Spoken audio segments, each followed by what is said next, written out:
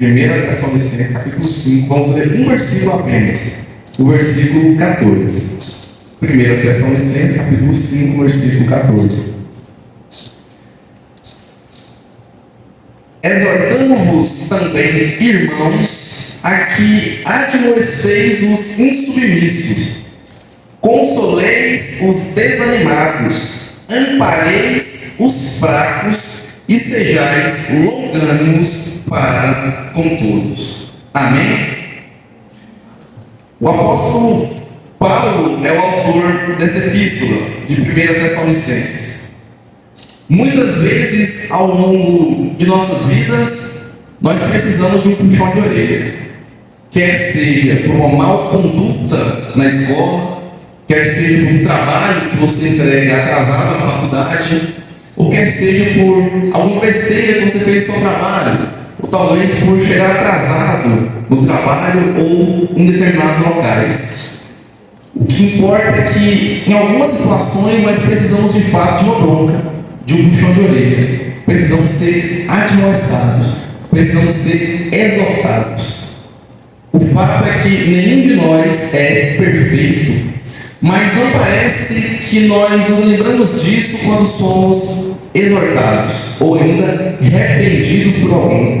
Quando alguém chama a nossa atenção, a gente busca justificar nossas atitudes. Primeiro, eu tive um motivo para agir assim, assim ou assim. Eu tenho uma justificativa, eu tenho uma desculpa. E se isso não funcionar, temos ainda outro recurso: encontrar culpados. É muito fácil colocar a culpa nos outros e até mesmo nas circunstâncias. Então, diante da repreensão, um dos recursos que nós utilizamos é colocar a culpa em uma outra pessoa, terceirizar a culpa, ou ainda colocar a culpa na situação. E quando nenhuma dessas duas estratégias dá certo, tentamos uma terceira: atacar aquela pessoa que está nos exortando. Afinal, quem é essa pessoa para falar alguma coisa de mim? Você procura um erro, algum vacilo, alguma característica dela que você possa atacar. Porque atacar é mais fácil do que se defender. Afinal, você não conseguiu se defender. Mas o que a Bíblia fala sobre exortação? Como que eu devo me comportar quando eu sou exortado? Como eu consigo avaliar para ver se aquela exortação ela procede de fato de Deus ou se é apenas a opinião crítica daquela pessoa que está falando comigo?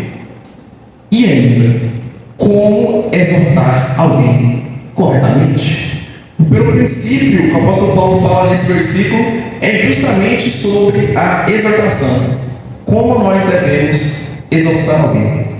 Primeiro ele fala: exortamo-vos também, irmãos, porque anteriormente, para a gente entender o contexto em que esse versículo está inserido, ele fala para os crentes da igreja de Tessalônica sobre a necessidade de vigiar à medida que o grande dia da volta de Cristo se aproxima. E ele fala como os crentes de Tessalônica deveriam prosseguir e proceder diante disso, diante do advento, da vinda do Senhor Jesus. Dos versículos 12 até o final do capítulo, até o final da epístola, que vai até o versículo 28, temos 4 divisões aqui, temos 4 partes. A primeira, versículos 12 e 13, o apóstolo Paulo fala acerca de como os membros da igreja devem tratar os seus líderes, os líderes da igreja. A segunda, os versículos 14 e 15, ele fala como que nós, enquanto membros da igreja, devemos tratar uns aos outros, essa relação pessoal, horizontal. O terceiro, que vai dos versículos 16 até o 22, fala sobre o nosso comportamento, nossa conduta diante de Deus, como nós devemos nos comportar diante de Deus.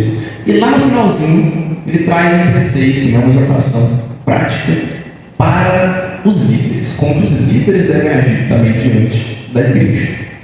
Aqui, eu não sei qual é o título na sua Bíblia, na minha está diversos preceitos. E sim, essa aqui é uma das passagens que eu mais gosto da Bíblia. Justamente porque são diversos preceitos, isso é, aplicações práticas que o apóstolo Paulo entrega para a igreja. E dentre uma delas, a gente tem nesse versículo 14, onde ele fala: exortando-vos também, irmãos. Isto é, o que ele está falando aqui é aplicável para toda a igreja. O que você vai ler aqui nesse versículo, mais uma vez, junto comigo, é para todo cristão fazer. Não é só a liderança, não é só o pastor que tem que fazer, é todo mundo. Todos nós devemos fazer. Paulo estava comunicando a toda a igreja. E também estou aqui exortando vocês a fazer o quê? Paulo fala aqui 4 coisas, só nesse versículo, 4 coisas. Temos aqui 4 verbos. Acompanhe comigo o versículo 14. Primeiro verbo, admoestar. Segundo verbo, consolar. Terceiro verbo, amparar. Quarto verbo, ser. O apóstolo Paulo fala: admoestem, consolem, amparem e sejam. Tá bom, ser o quê? Amparar o quê? Consolar o quê? Admoestar o quê ou quem? O que eu devo fazer? O que isso significa? O primeiro verbo, admoestem os insubmissos. E em outras versões vai aparecer assim: para o substantivo insubmisso, pode aparecer desordenados, desordeiros, indisciplinados e até mesmo rebeldes ou preguiçosos. Na NTLH, se eu não me engano, está preguiçosos. O que significa isso? Esse substantivo grego, ele tem um sentido militar. Ele é um substantivo militar. Militar igual guerra, né? E ele traz a ideia de uma pessoa, de um soldado que saiu da fila. Está todo mundo aqui alinhado e essa pessoa saiu da fila. Então ele é um indisciplinado, ele é um desordeiro, ele é um rebelde, ele saiu da fila. O apóstolo Paulo aqui, ele fala na segunda epístola, vira uma página na sua Bíblia, na segunda epístola aos Tessalonicenses, capítulo 3, versículo 6. Nós vos ordenamos, irmãos, em nome do Senhor Jesus Cristo, que vos aparteis de todo irmão que ande desordenadamente, e não segundo a tradição que de nós recebestes. E o versículo 11: pois de fato estamos informados que entre vós há pessoas que andam desordenadamente, não trabalhando, antes se intrometem na vida alheia. Por isso um teólogo chamou esses insubordinados ou insubmissos de mexericos, de intrometidos. Por quê? Qual é o contexto aqui? Algumas pessoas estavam utilizando o advento da vida de Jesus para justificar a sua saída da fila. Isso é, já que Jesus está voltando, por que eu tenho que ir para a escola? Se Jesus está voltando, por que eu tenho que terminar a faculdade? Porque eu tenho que fazer prova prática? Porque eu tenho que calcular de dimensionamento de viga? Por quê? Por quê? Para quem estudar ecoterapia, Jesus está voltando. Se Jesus está voltando, por que eu devo trabalhar? Então esses irmãos estavam negligenciando o seu trabalho secular, utilizando Jesus de desculpa. E esses irmãos, eles eram insubordinados à liderança. Lembra o versículo 6, que a gente acabou de ler? Insubordinados, inclusive, à liderança do apóstolo Paulo. E Paulo fala: olha, o evangelho que vocês receberam de nós é verdadeiro, porque ele recebeu diretamente Jesus e passou para os irmãos. Então, como ele fala em Gálatas, tudo que passar disso é anátema. Então vocês corram de tudo isso. Então essa era a situação. As pessoas saíram da fila, elas desalinharam e são indisciplinadas. E o indisciplinado, ele tende a não aceitar a correção. Ele tende a não aceitar. A verdade dói. E a gente sempre está certo. Ninguém está errado.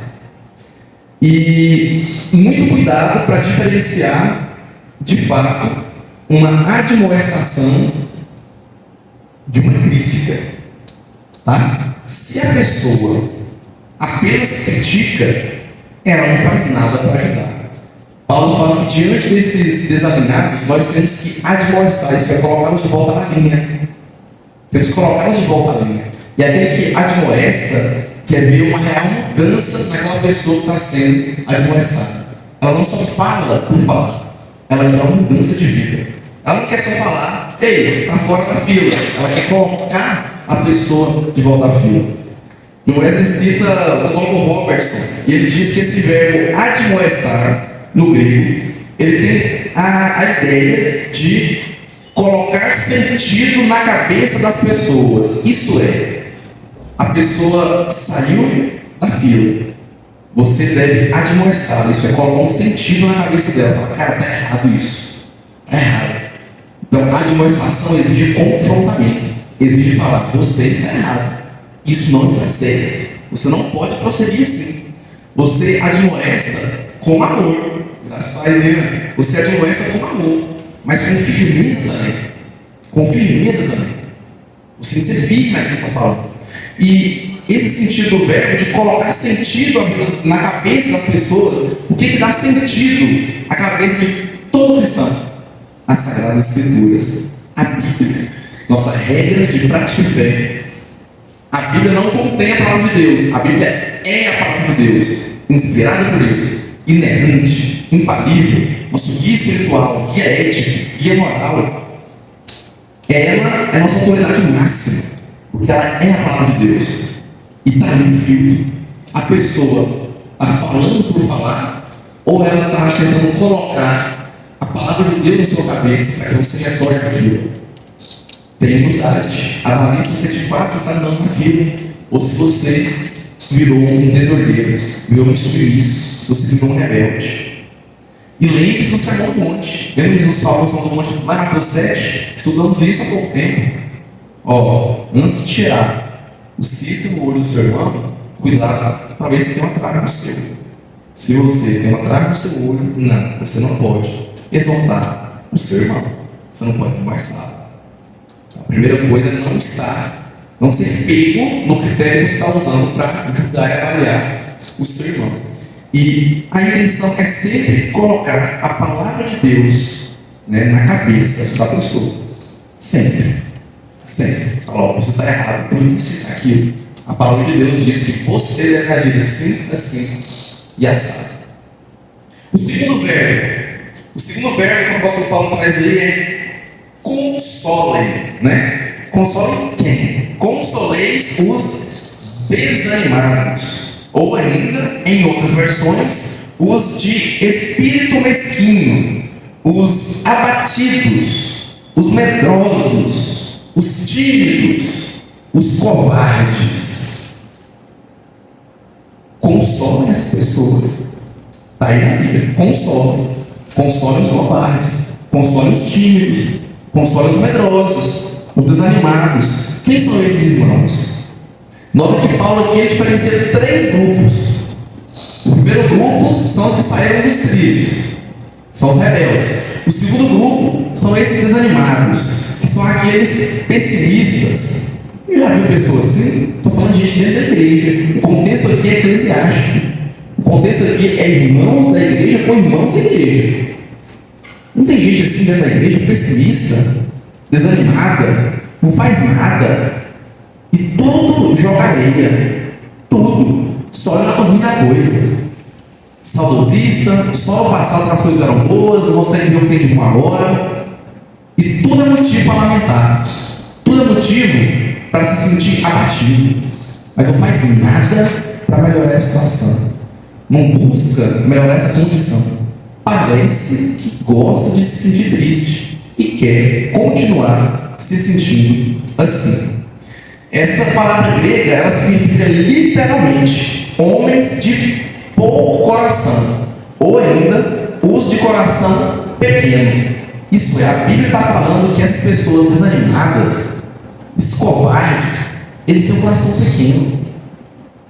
Mas, diferentemente do primeiro grupo, que precisava de um confrontamento direto, de ser admoestado para voltar para os trilhos, esse primeiro grupo, antes de um confronto direto, eles precisam de carinho, eles precisam de cuidado, eles precisam de consolo.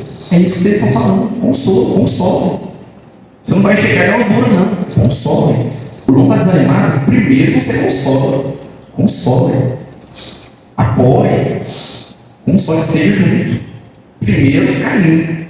E você deve encorajar o covarde. O que é encorajar? É incentivar ou estimular alguém a ter coragem. Como você vai estimular alguém a ter coragem se você é um covarde? Como? Como você estimula alguém a não ser tímido se você tem vergonha demais?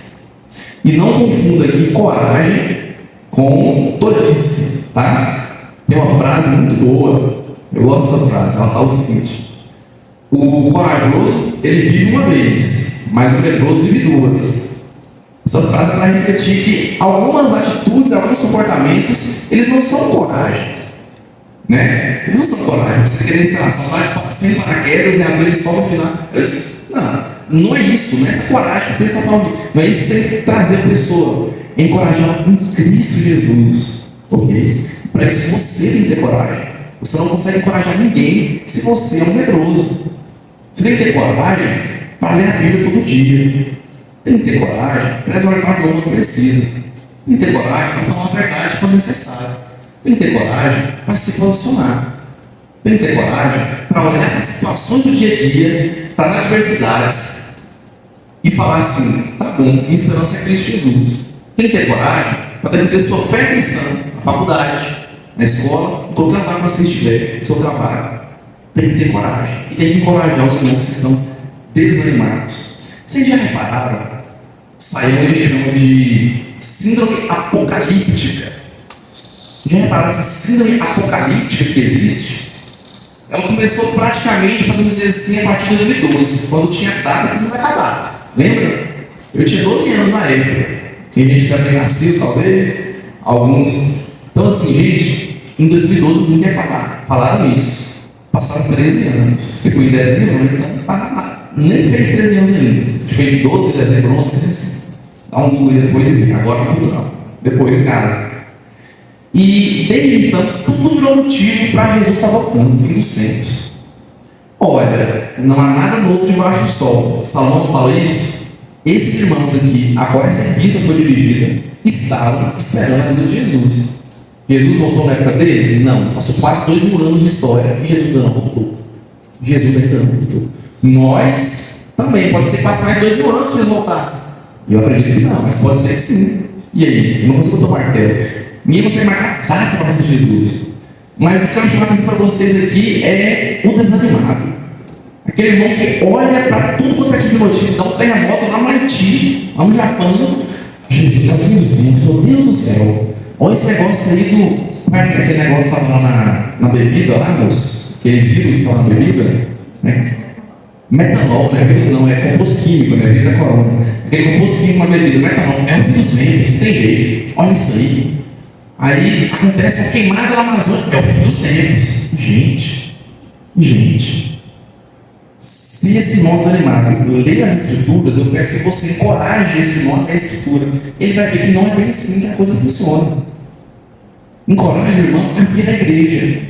Encoraje ele a estar aqui no templo. Encoraje a ter uma vida de oração com Deus. Encoraje a olhar para além da situação difícil, para olhar para o Deus das situações difíceis. O Deus que criou os céus e a terra, as placas tectônicas que fazem terremoto. O Deus que criou um vulcão que estourou lá no Oriente Médio.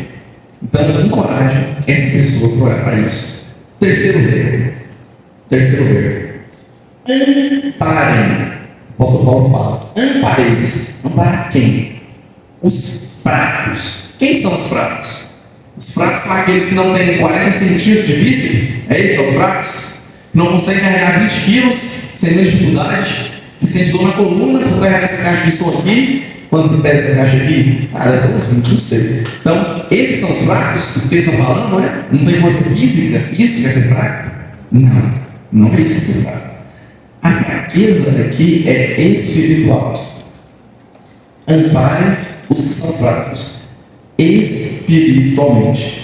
É interessante que esse verbo grego, amparar, ele significa literalmente, né, ele traz essa imagem, essa ideia de colocar o seu braço ao redor para defender. Então, amparar quer colocar o seu braço ao redor da pessoa com o propósito de defendê-la, de protegê-la. Então, não é jogar alguém abraçando, se segurando. Então, isso é amparar. Isso é, você não ampara à distância. Vocês já repararam que, infelizmente, acontece muito isso nas igrejas. A pessoa precisa de um amparo, precisa de uma ajuda, precisa de um apoio. E às vezes o máximo que a pessoa faz é falar assim: tudo bem, eu vou orar por você. É claro, você deve orar para uma pessoa, não estou falando que você deve fazer isso, pode ser como isso é bíblico, né? Você não fala aqui, você vai chegar na você orar e necessário. Pois é, ore, tem que falar o tempo todo. Orar pelos outros. No versículo lá em cima, versículo 11: edificar-vos reciprocamente. Das maneiras de se edificar é justamente orar por você, orar por mim. Colocar você de Deus nas orações. Mas o amparar desse versículo aqui é ajudar a pessoa. Está próximo, está ao lado. Né? Amparar aqui, por exemplo, não é eu falar assim, não, pois é, né? Tomara que eu vou orar aqui para dando um guarda-chuva, você vem debaixo de chuva, culto. Amparar é lá buscar a pessoa para o culto. Fazer alguma coisa em prol. Está junto, está do lado. Isso é amparar, fazer alguma coisa. Você junto a pessoa. Você não para a distância. E logo, mas se eu fizer um pix de R$2.000, já pensou, então? O cara então, você está passando dificuldade lá. O GP Saca demorou a liberar a verba. Vamos fazer o seguinte, então. Aliás, você faz um pix de R$2.000 o pix tentando pagar aluguel, para comer direitinho, para comer pizza, né? Não, só as necessidades, rapaz. Isso é parar. Isso ajuda. Isso não é o amparo que o texto bíblico está falando. O amparo aqui é ir lá e fazer uma coisa junto. Está junto, está do lado. Isso é amparo. Isso é amparo. Nesse contexto aqui. Ok? Isso é amparo. Então, nós devemos amparar uns aos outros. Devemos amparar aqueles irmãos que são fracos. Como que eu posso amparar um irmão fraco? Fora questões de ajuda, de oração, de estar perto, de estar próximo. Ajudando esse irmão que é fraco espiritualmente. Esse irmão que custa ficar de pé, ele custa se manter de pé, ele está caindo. Ajudar a mantê-lo de pé. Ajudá-lo a caminhar com as próprias pernas. Isso é, ele não tem ainda maturidade nas coisas de Deus, mas o seu amparo é ajudá-lo a atingir essa maturidade nas coisas do Senhor. Atingi-lo a alcançar maturidade espiritual. Isso é amparar.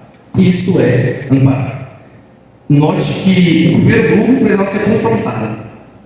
Tem que ser admoestado. Está errado. Volta para os caminhos do Senhor. Você está errado. O segundo grupo precisa primeiro de carinho, de consolo. Né? Olha, vamos animar agora, de encorajamento. Esse terceiro grupo precisa de ajuda. Ele tem que ser ajudado. Você tem que ajudar eles. Ajude os fracos. E se você não faz parte de nenhum desses três grupos, glória a Deus por isso, essa é a meta, né? Que nem vocês precisam ser exortados, não precisam ser consolados, nem amparados dessa maneira aqui, porque no dia a dia, nossa vida cotidiana, nós precisamos disso o tempo todo, né? Se você não faz parte de nenhum desses três grupos, você faz parte de um quarto grupo, o grupo que tem que ajudar essas pessoas. Porque a Bíblia está falando assim para você, você tem que fazer isso. É todos nós, todo cristão. Todo cristão tem que consolar, todo cristão tem que amparar, todo cristão tem que admoestar. Quem? Os fracos, os insubmissos e os adotivos. Temos que fazer isso.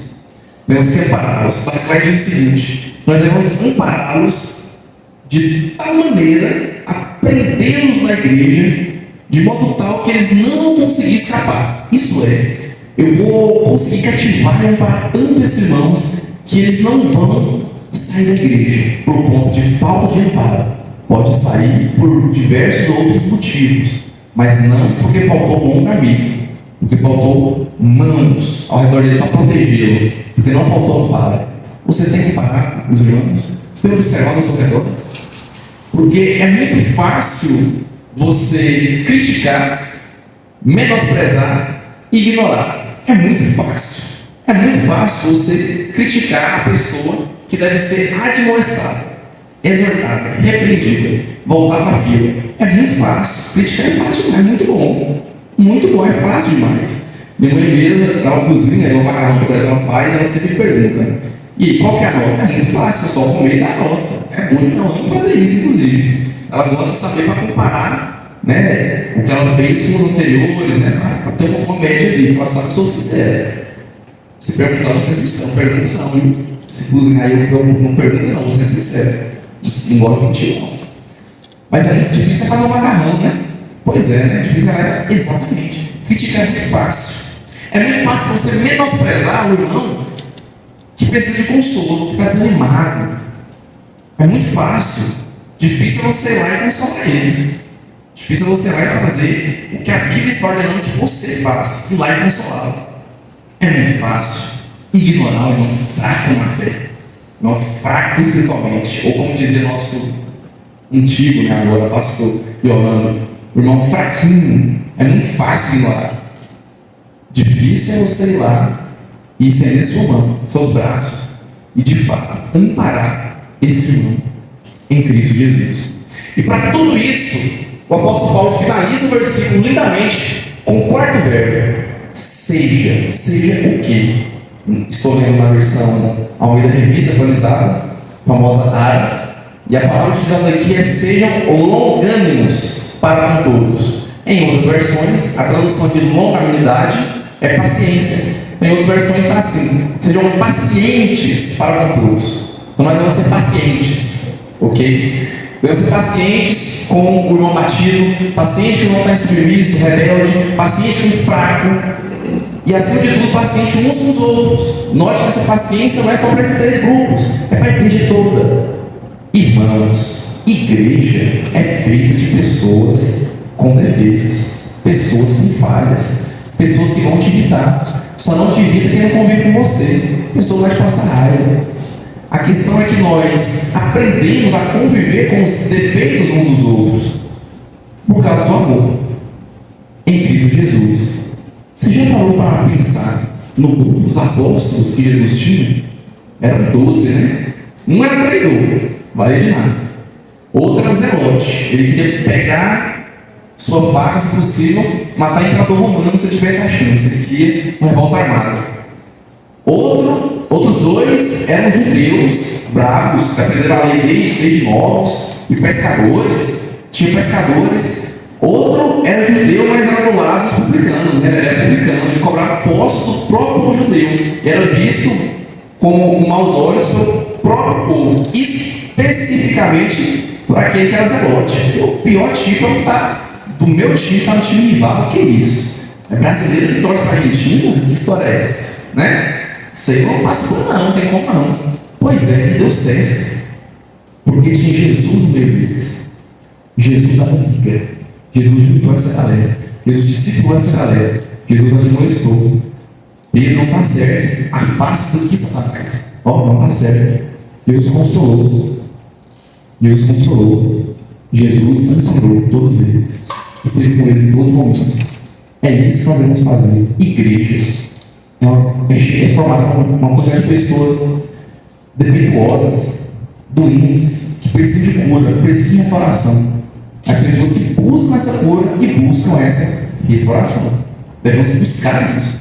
Santidade não é ser 100% perfeito, é sim buscar se santificar. E para a liga, tem que ter Jesus Cristo no meio. Tem que ter Jesus Cristo no meio. Da mesma forma que os outros irmãos, esse versículo está dizendo isso. Tem que ter paciência com você. Você tem que ter paciência com os outros irmãos. É sobre isso que o texto fala.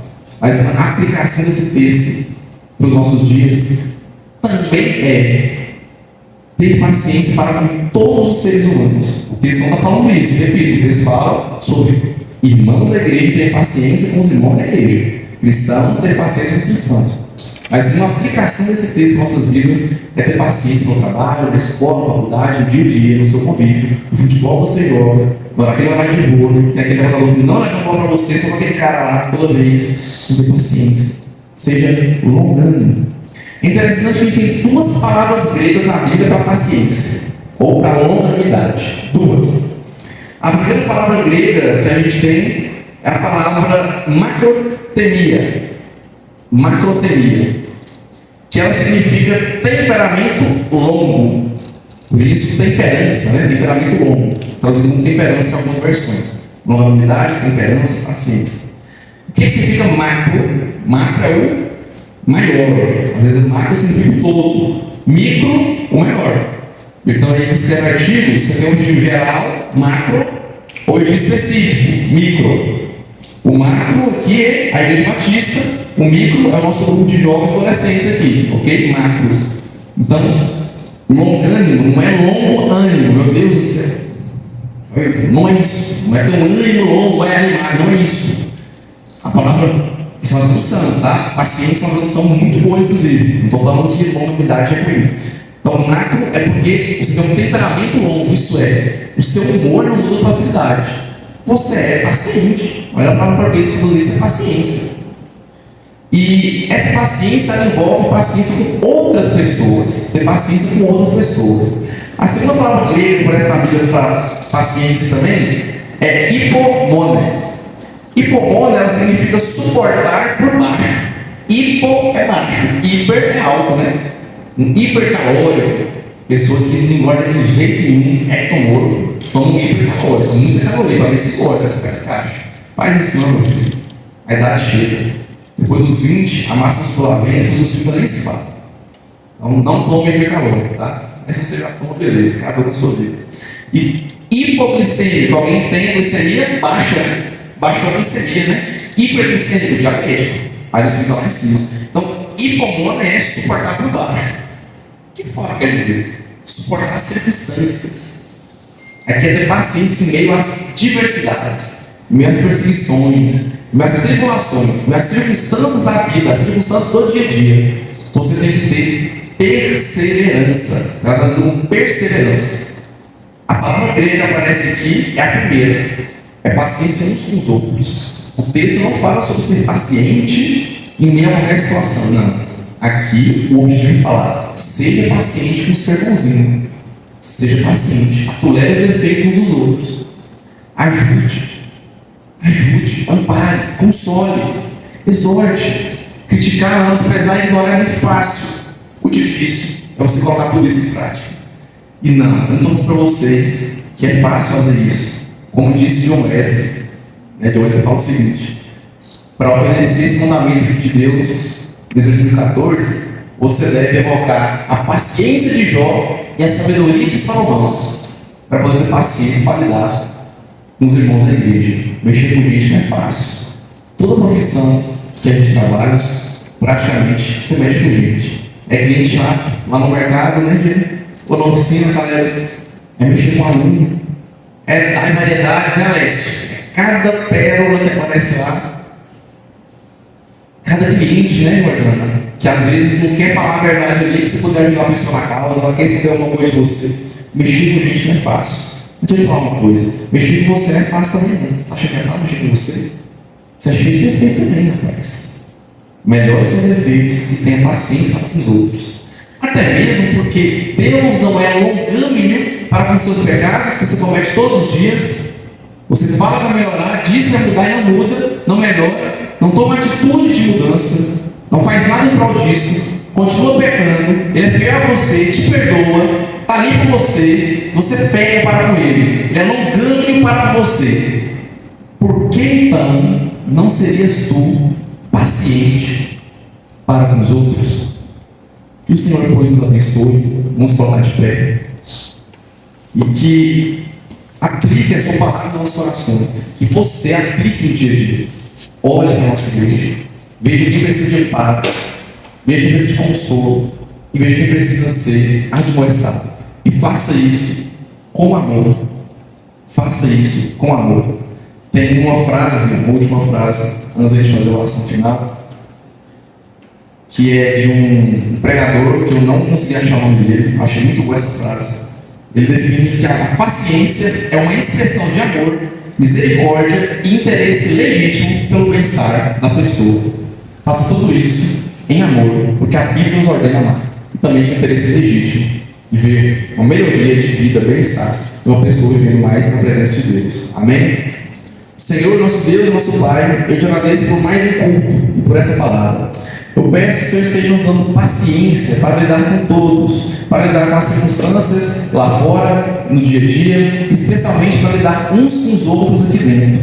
Que o Senhor possa nos abençoar, nos dê sabedoria para admoestar os irmãos que estão insubmissos. Que o Senhor nos dê discernimento espiritual, que a gente possa observar e perceber, que a gente possa consolar aqueles que estão abatidos, Senhor, e também amparar os fracos. nos dê os meios necessários para isso, condições financeiras, tempo, energia e paciência, que a gente possa perseverar em meio às circunstâncias e ter paciência uns com os outros. Abençoa essa igreja batista, Senhor. Nesse momento estamos passando agora de sucessão pastoral. Mande um pastor, um servo do Senhor, um pastor tão bom quanto foi o pastor Yolando. Muito obrigado por esses quase 7 anos que ele foi à nossa igreja. Que o Senhor envie um pastor também seguindo a sua vontade. Abençoe cada faixa etária da igreja, em especial o grupo de jovens e adolescentes que estão aqui presentes. Que a gente possa, durante os nossos dias, glorificar o Senhor, não somente quando estivermos na igreja, mas também fora dela. Em nome de Jesus. Amém.